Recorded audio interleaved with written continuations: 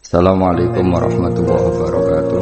Alhamdulillahirabbil alamin wassalatu wassalamu ala asyrofil mursalin sayyidina maulana Muhammadin wa ala alihi wa sahbihi ajmain. Amma ba'du. Yang kita hormati bersama Bapak Profesor Dr. Rustono selaku rektor, yang saya hormati Haji Ahmad Sudi selaku ketua yayasan, Dr. Haji Lulu Eliana selaku wakil rektor, Pak Suyanto dan Pak Dwi Laksono yang saya hormati, semua teman-teman di Universitas Veteran yang saya hormati. Judul yang kita pakai hari ini atau sore ini adalah muhasabah dan munajat kebangsaan. Saya cerita sedikit tentang teks resminya kebangsaan. Jadi kalau dalam bahasa Arab, kebangsaan atau komunitas itu disebut al-mustama. Dulu Rasulullah SAW pernah mengingatkan kita semua akan hak-hak bertetangga atau hak-hak bersosial. Ada satu orang yang punya 3 hak, yaitu dia seorang muslim, berarti saudara seagama. Dia kerabat Anda, berarti saudara karena kerabat unsur genetik. 3, karena dekat. Sehingga tetangga yang seperti ini punya 3 hak, yaitu hak satu agama, satu kerabat, dan satu komunitas. Kedua, yang punya 2 hak, yaitu dekat dan seagama tapi tidak keluarga. Ketiga, yang punya 1 hak, yaitu atas nama mereka dekat meskipun beda agama. Sehingga dari dulu Islam tidak pernah bermasalah ketika berteman sama non-muslim, sama komunitas yang macam-macam. Karena ketika kita bertetangga, siapapun dia itu punya 1 hak untuk kita berbuat baik sebagai atas nama tetangga, disebut hakul jar. Lalu lama-lama ada komunitas yang bernama negara, baik bersistem republik maupun bersistem kerajaan atau dengan sistem-sistem yang lain, yang mengharuskan kita bersosialisasi secara baik. Nah, lalu yang jadi ciri khas pesantren, ciri khas khazanah ulama adalah berbuat baik sama orang lain itu gampang. Gampangnya itu dimulai bahwa dengan berbuat baik itu kita dapat pahala. Kedua, dengan cara tawadhu. Tawadhu itu tidak merasa benar sendiri, tidak merasa superior sendiri, tidak merasa paling top sendiri. Ada beberapa paradok yang mungkin menjadi pelajaran kita. Mungkin di antara kita ada yang doktor, ada yang profesor, ada yang kiai alim, ada yang macam-macam pengusaha top. Tapi seringnya orang tuanya itu kadang-kadang itu tidak tamat SD, tidak tamat SMP. Jadi orang tidak tamat SMP bisa mengkader atau menciptakan orang sampai doktor. Kadang-kadang kita yang doktor menjadikan anak naik kelas saja susah. Pertanyaannya yang pinter itu siapa gitu. Jadi orang awam bisa menjadikan anaknya alim, doktor, kiai. Tapi setelah kita doktor, karena mungkin hidup kita mapan atau jabatan kita mentereng itu, didik anak itu susahnya bukan main. Sehingga di sini orang harus berlatih kearifan. Dulu mungkin ketika kita kecil, karena dengan segala keterbatasan keluarga kita, juga komunitas kita, atau zaman kita itu yang menggerakkan kehidupan itu kearifan.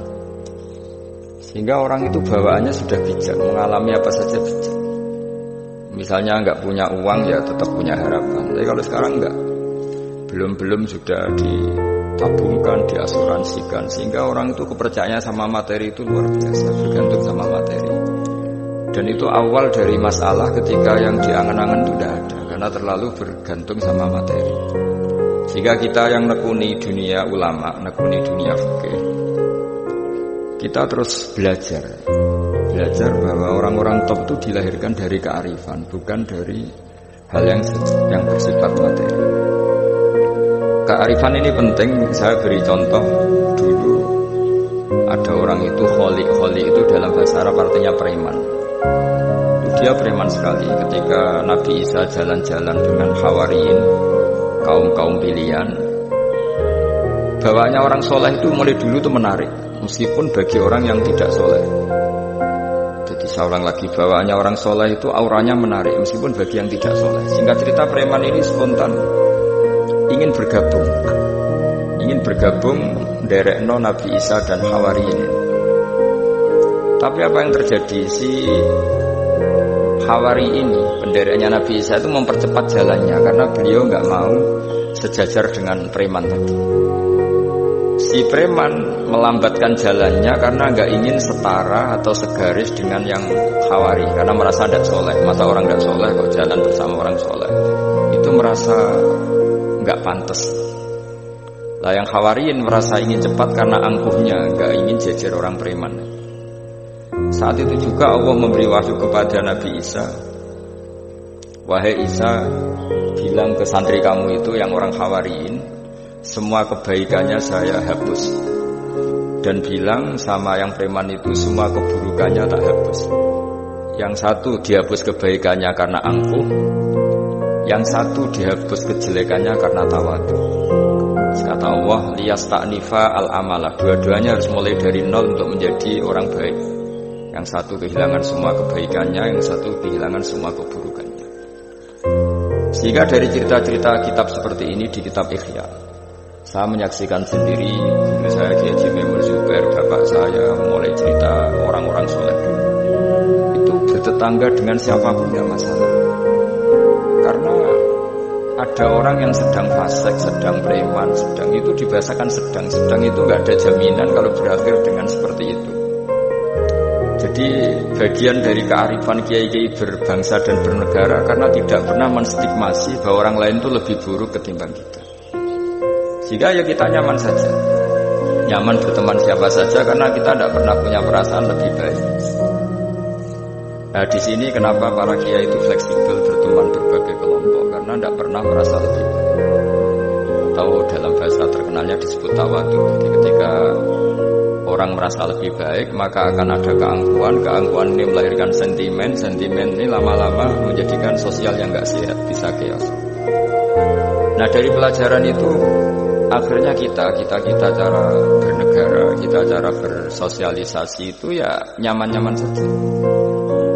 Karena Allah Ta'ala itu membuat status sebenarnya itu di akhir, disebut husnul khotimah atau su'ul khotimah. Jadi banyak di cerita orang-orang dulu, orang yang nyantri dari awal niat nyantri nggak jadi wali. Sunan Kalijogo yang pertama kenal Sunan Bonang karena ingin garong, karena ingin begal. Dalam cerita-cerita yang legendaris itu justru jadi santrinya dan jadi wali. Jadi perkenalan yang awalnya ada baik berakhir dengan baik. Kadang-kadang perkenalan yang baik berakhir dengan kroni, dengan macam-macam yang tidak baik. Nah, dari sekian peristiwa itu akhirnya para ulama menyimpulkan bahwa hanya biyadihi al-amru, hanya Allah yang bisa mengendalikan semua urusan. Sampai-sampai Nabi misalnya kurang berkenan sama namanya Wahsy, karena Wahsy itu pembunuh Sayyid Hamzah, paman yang paling dicintai Rasulullah. Itu mangkelnya Nabi sebagai manusia itu yang mangkel betul. Tapi sama Allah justru Wahsy ini dikasih hidayah, kemudian menjadi Islam dan Islamnya baik sekali. Dan dulu ada sahabat namanya Sa'labah, itu pecinta masjid, sering ibadah. Tapi karena mungkin saking overnya atau gimana, dia trauma jadi orang soleh, malah jadi orang gak benar. Cerita-cerita seperti ini tuh memang gak bisa digeneralisir untuk curiga sama orang-orang soleh. Tapi saya pastikan cerita seperti ini tuh melahirkan kearifan bahwa manusia itu akan selalu dalam tanda petik ketakutan, dalam kekhawatiran bahwa mereka tidak bisa mengakhiri hidupnya dengan baik. Sehingga di sini melahirkan kearifan, dan dari kearifan itu kita bernegara itu akan baik, karena kita tidak mungkin menstigmasi kelompok lain itu sangat buruk atau sangat bahaya atau ancaman, karena kita sama-sama punya kearifan untuk berkawan, bersosialisasi. Dalam kitab-kitab yang saya baca, ini karena acara kampus, muhasabah yang sebenarnya itu ya dimulai dari hal-hal seperti ini. Saya sering baca kitab namanya kitab Al-Hikam. Itu beri satu pemikiran besar bahwa yang kita kira baik itu ya orang lain. Jadi kiai-kiai kecil itu kan lakunya itu ya di acara-acara kecil itu. Ya kalau kiai besarnya datang pasti ini enggak keduman itu. Jadi acara manakipan kok kiai besar datang, jadi lakon itu benda ada acara gitu saja kok yang besar datang pasti jadi tidak laku. Ada acara seminar di SMP kok yang datang rektor Unifek gitu kan terus enggak payu yang narasumber kecil-kecil. Jadi dibalik datang yang niatnya merakyat justru menutup atau memahjubkan orang-orang yang harusnya jadi aktor di situ. Itu kan ibarat kita bikin toko besar di daerah-daerah tertinggal. Niatnya baik supaya daerah itu maju, kebutuhannya terpenuhi. Tapi ini yang retail-retail kecil menjadi terancam. Nah di sini terus ada kearifan dalam kitab hikam yang dijelaskan itu. Manusia itu siapa? Manusia itu orang yang saat baik saja itu ada jeleknya, apalagi saat jelek. Dulu bapak saya sering guyon kalau ada imam masjid istiqomah jadi imam terus. Sampai tua jadi imam kan seringnya dipuji istiqomah. Tapi kata sahabat saya itu ya gara-gara dia istiqomah itu tidak ada kader sampai orang lain frustrasi jadi imam gitu. Jadi di balik istiqomahnya ini sebetulnya memahjubkan sekian kader imam gitu. Karena terus orang lain jadi imam nggak berani gitu. Dan akhirnya nggak ada kaderisasi. Tapi misalnya dia pelintan juga tidak baik. Masa imam kok pelintan kadang-kadang. Orang yang terlalu mencintai istri juga gitu. Kalau terlalu harmonis pasti ibunya terancam, saudara-saudara keluarganya terancam, sehingga hubungan sosialnya dengan keluarganya kurang baik. Begitu juga dengan teman-temannya. Jadi kalau agama menyarankan dengan istri yang mesra juga keliru, masa menyarankan begitu. Tapi kalau terlalu mesra pasti hak-haknya yang lain terganggu. Nah ini yang disebut muhasabah. Muhasabah itu kata kitab hikam, kita harus mengevaluasi bahkan dalam hal-hal yang tadi yang baik. Termasuk dalam kitab itu dijelaskan bahkan minta surga saja atau minta neraka itu ya kadang-kadang kurang baik. Bukan karena mintanya yang kurang baik begini. Orang soleh ini cerita orang soleh. Nanti orang-orang yang soleh itu kalau ketemu Allah itu masih digojlok lah, masih agak-agak disalahkan gitu. Kenapa kamu ibadah terus itu? Gusti karena saya ingin masuk surga. Yang satu ditanya, kenapa kamu ibadah serius? Karena saya takut masuk neraka. Akhirnya Allah ngendikan masyhur itu dalam hadis. Laulam akhluq jannatan wala naron, alam akun ahlan an uto'a. Lalu andaikan saya tidak bikin surga atau neraka, lalu kamu tidak nyembah saya. Berarti kamu nyembah saya karena saya bikin surga, saya bikin neraka. Andaikan saya tidak bikin surga atau bikin neraka, berarti kamu tidak nyembah saya. Kaget orang soleh ini. Padahal Allah selalu Tuhan meskipun tidak bikin surga dan tidak bikin neraka. Tapi orang bisa baik itu karena dimotivasi ada surga dan neraka. Tapi andaikan kita menyembah Allah karena surga karena neraka, problemnya lalu kalau Allah tidak bikin surga apa neraka, apa kita terus tidak baik, tidak menyembah Allah. Sehingga kalau di Quran itu ada fattakun nar, tapi ada fattakun ya ulil albab. Takutlah kepada saya kalau kamu punya akal. Jadi takutnya bukan kepada tidak masuk surga atau takut masuk neraka, tapi takutnya pada Allah Subhanahu wa ta'ala. Begitu juga hubungan kita dengan istri. Tidak muji istri itu gimana? Kita misalnya ditanya, kenapa kamu mencintai istri kamu? Karena dia cantik, karena dia baik. Sebenarnya kalimat itu bahaya. Bahayanya adalah berarti suatu saat Mas Agung Esrayu kira seneng aku. Tapi kebetulan rata-rata istri ini diomongin gitu tuh bangga karena dipuji cantik. Padahal sebenarnya ini masalah. Kalau mencintai karena cantik, suatu saat pasti tidak cantik. Artinya apa? Apapun pilihan kata kita sebenarnya ada banyak masalah. Karena tadi menurut kitab hikam, manusia itu siapa? Orang yang saat baik saja itu ada jeleknya. Kalau kamu mencintai seseorang karena dia baik, berarti suatu saat kalau tidak baik kamu tidak cinta. Bukan karena kemanusiaan. Kalau kamu menyembah Allah karena surga, andaikan Allah tidak bikin surga, berarti kamu tidak menyembah Allah. Padahal enggak, kita menyembah Allah meskipun andaikan Allah tidak bikin surga, tidak bikin apa? Neraka. Nah, evaluasi seperti ini itu dibutuhkan muhasabah, karena kita bernegara sampai sebaik ini itu barokahnya ilmu, barokahnya tawadhu. Tawadhu itu tidak pernah menvonis bahwa kelompok lain atau orang lain itu lebih baik ketimbang kita. Saya punya contoh. Saya punya santri, banyaklah cerita-cerita seperti ini yang tidak pati alim. Barokahnya ndak alim itu hidup di daerah-daerah tertinggal. Begitu juga di kampus lah, gara-gara dia tidak kumplot mungkin atau mahasiswa biasa mungkin dia hidup di daerah-daerah tertinggal. Barokahnya apa? Karena hidup di daerah tertinggal, semuanya dia itu pionir, heroik, bikin masjid sendiri, nyari tanah sendiri. Ya sudah, akhirnya dia pendiri masjid. Begitu juga anak-anak mahasiswa yang di kampung-kampung tertinggal, mungkin dia mengadakan pipanisasi dari gunung atau apalah, bantu masyarakat yang semuanya dia serba pionir. Tapi kita yang mungkin elit ya, beberapa santri yang pinter mungkin karena juara tahfidz atau juara apa terus diumrohkan ke Mekah. Terus kalau ngaji di masjid mungkin ya disamoni pakai uang kas masjid. Begitu juga kalau kita kumplot mungkin beasiswa dapat dari negara, kita kuliah di Jerman, di Amerika. Nanti pertanyaannya ketika di akhirat itu bejo yang santri yang nggak pinter tadi, karena dia statusnya itu pendiri masjid, mengadakan masjid dari tidak ada menjadi ada. Sementara kita yang terhormat kadang-kadang hisabnya berat. Kamu ini kiai dapat salam template dari uang masjid. Jadi hubungan kita dengan ibadah itu mendapat, yang santri dapati pinter memberi. Mahasiswa juga gitu, mahasiswa yang kurang pinter itu hubungannya dengan negara memberi. Ada daerah tertinggal yang dia sebagai pemberinya. Pemberi itu artinya mengatur daerah situ yang tertinggal punya akses jalan, barokahnya dia, punya mata air, barokahnya dia. Kadang-kadang yang pinter hubungannya dengan negara mendapat. Nah di sini namanya muhasabah. Jadi ya tapi terus kita menyariatkan kalau gitu goblok saja Gus ya, jangan masa goblok disyariatkan ya.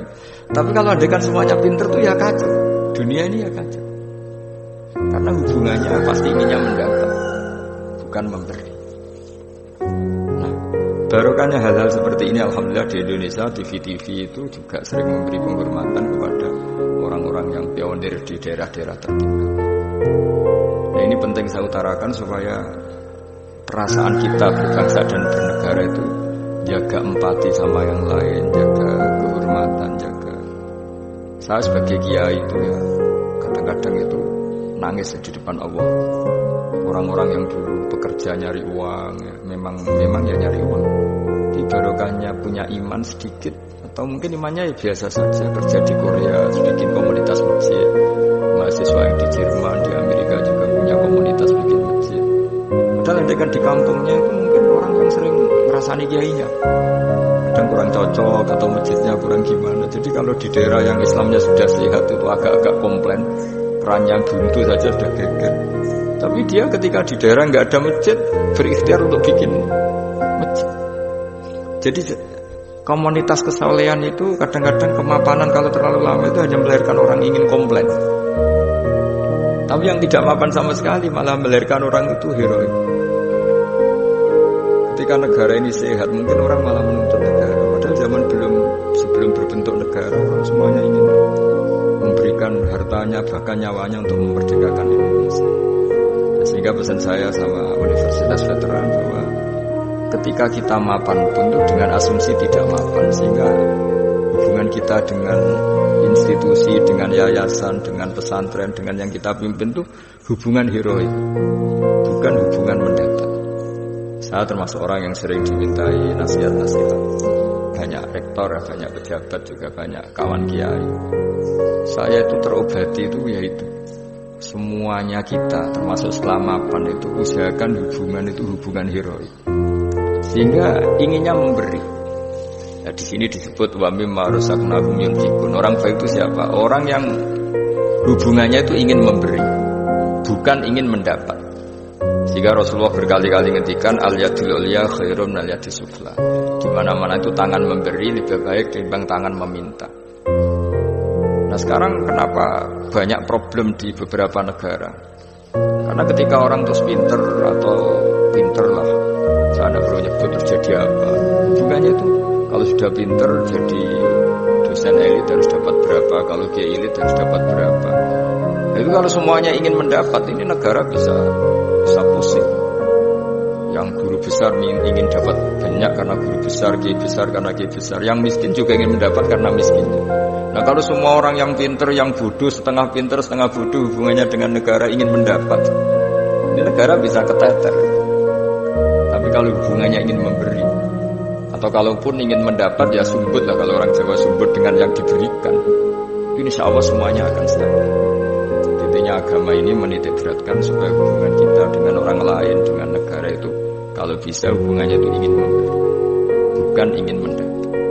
Tapi kalau semuanya yang miskin merasa berhak mendapat karena miskinnya, yang guru besar karena guru besarnya, kiai besar karena kiai besarnya, semuanya menarik dirinya sendiri, ini akan kacau.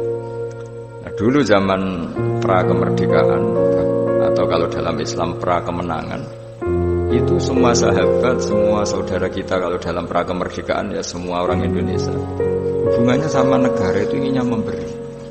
Jika negara ini bisa berdiri, bisa merdeka ketika sebelum ada institusi, belum ada tata struktur negara.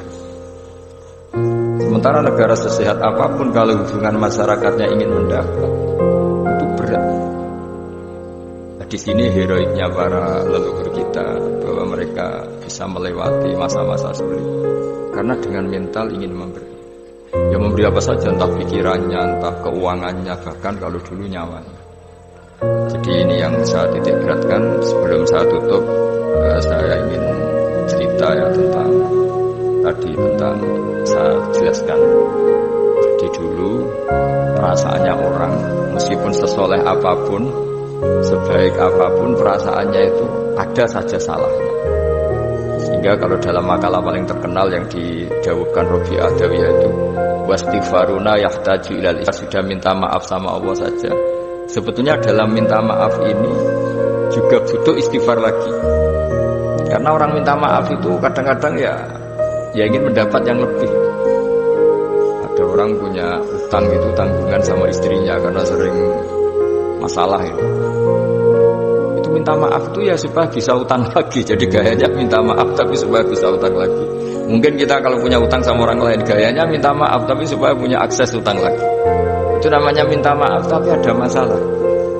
Nah jangan-jangan istighfar kita sama Allah juga gitu. Istighfar sama Allah tapi minta dimaklumi kalau salah lagi. Nah di sini karena masih ada tercampur mental seperti ini, kata Robi Adawiyah wastighfaruna yahtaju ila istighfar. Ketika kita istighfar itu masih butuh istighfar yang lain. Nah dalam kebaikan juga gitu. Ketika kita baik jadi orang soleh, ternyata bawaan kita ingin dihormati. Dulu sebelum kita soleh itu ya kalau di majelis di belakang gak tersinggung, gak diperlakukan khusus, gak tersinggung. Tapi setelah kita soleh, setelah kita kiai, setelah kita dosen, setelah kita rektor, kalau gak duduk di depan tuh kayak gak diregani. Itu ya termasuk mental-mental yang kurang baik kalau dalam ilmu tasawuf. Justru setelah kita terpelajar, malah permintaannya aneh-aneh. Padahal agama ini hanya mengajarkan bahwa agama ini hanya mengajarkan kalau ingin jadi orang soleh yang ikhlas. Kalau ingin jadi dosen yang ikhlas. Kalau ingin jadi guru ya guru yang ikhlas. Karena biaya anda ikhlas itu mahal sekali. Dan kalau sudah mahal sekali ini negara bisa jebol sistem